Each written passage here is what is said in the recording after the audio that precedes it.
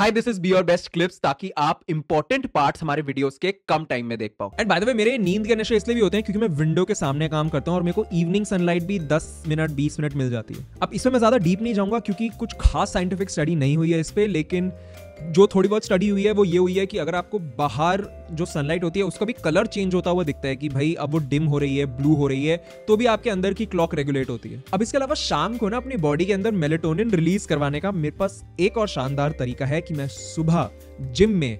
गांड फाड़ के आता हूं, जिससे सुबह मेरे अंदर एंडोर्फिन नाम का केमिकल रिलीज होता है, जिससे कि मैं ज्यादा जगा हुआ और खुश फील करता हूं। और एंड्रू हुबरमैन ने क्लियरली बोला है कि अगर आप ये रेगुलरली करते हो तो बॉडी अपने आप ऐसा एक्सपेक्ट करना शुरू कर देते हैं कि हाँ सुबह तो क्रेजी खुशी और जागरूकता में क्रेजी ही हो जाएगा, क्रेजी स्पाइक आएगा और शाम तक आते आते एकदम नींद आ जाएगी, क्योंकि भाई बॉडी कहेगी कि भाई रिकवर करना है मेरे को, अब ठीक होना है इतनी ट्रेनिंग के बाद, तो भाई अब सो जा, जिससे कि मेरे लिए और आसान हो जाता है सुबह टाइम पे उठना और रात को टाइम पे सोना। अब इसके ऊपर से मैं कॉफी भी सही टाइम पे पीता हूँ, ये नहीं कि बेवकूफों की तरह रात को 8-9 बजे, मतलब मैं कुछ दोस्तों के साथ जाता हूँ रात को 8 बजे डिनर टाइम पे कॉफी पी रहे होते हैं, मतलब चूतियो भाई। मैं 2-3 बजे के बाद कोई कैफीन नहीं लेता, कोई डाइट कोक वगैरह भी नहीं पीऊंगा मैं। और यहाँ पे भी मैं साइंस घुसेड़ देता हूँ क्योंकि देखो कॉफी की ना हाफ लाइफ होती है 5 से 6 घंटे की, और उस कैलकुलेशन के हिसाब से हुबरमैन जी ने बोला है कि भाई 10 घंटे पहले सोने से तुम्हें कॉफी नहीं लेनी है। लेकिन मैथ्यू वॉकर जी जिन्होंने वाई वी स्लीप नाम की बुक लिखी है उसके अंदर उन्होंने क्लियरली बोला है कि भाई 12 घंटे पहले ही लास्ट कॉफी लेनी चाहिए तुम्हें सोने से। लेकिन 12 घंटे तो मेरे हिसाब से कुछ ज्यादा ही हो गया, मतलब मैं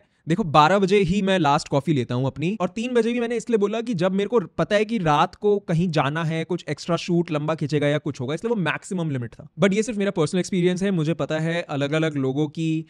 कॉफी पीने की क्षमता अलग अलग होती है, अलग अलग टॉलरेंस होती है कैफीन के अंदर, बट मैं तो बस आपको अपने बारे में बता रहा हूं और साइंस के बारे में बता रहा हूं, बाकी भाई अपना खुद देख। एनीवे 9:05 के करीब तक मैं हर जगह अपनी लाइफ में डार्क मोड ऑन कर देता हूं, मतलब लैपटॉप बंद, फोन बंद, लाइट्स कम कर देता हूं, पर्दे बंद कर देता हूं, क्योंकि भाई ये जो बहुत तेज वाली लाइट्स होती है ना, ये सारी सनलाइट की तरह ही काम करती हैं। मतलब कि फिर दिमाग को लगेगा कि भाई ओ रोशनी हो गई, चलो कॉर्टिसोल और एपिनेफ्रिन रिलीज कर देते हैं, फिर भाई जग जाओगे, फिर नींद नहीं आई। अब सबसे अजीब बात यह है कि भाई तुम जितना जगे होगे ना उतना तुम सेंसिटिव हो जाओगे लाइट से, तो भाई मतलब जितना लेट हो रहा है शाम को उतने ज्यादा मतलब स्ट्रेस ही बढ़े जा रहा है। अब देखो 2018 में एक सेल नाम की जर्नल में एक स्टडी हुई थी कि 11 बजे रात के से लेके सुबह के 4 बजे तक जो भी आपकी आंखों में लाइट पड़ रही है वो आपका डोपामीन भी कम करती है, और डोपामीन वो केमिकल है आपकी बॉडी का जो कि आपको अच्छा फील करवाता है, जो कि आपका डिप्रेशन कम करता है। तो मतलब है कि यही चलता रहा तो आप और निराश भी फील करोगे और साथ में आप कुछ नया भी नहीं सीख पाओगे। तो भाई मैं तो पर्सनली कोई स्क्रीन के आसपास ही नहीं जाता, बल्कि मैं पता है अपना जब काम कर रहा होता हूँ शाम को ब्राइटनेस भी कम करता रहता हूँ कि भाई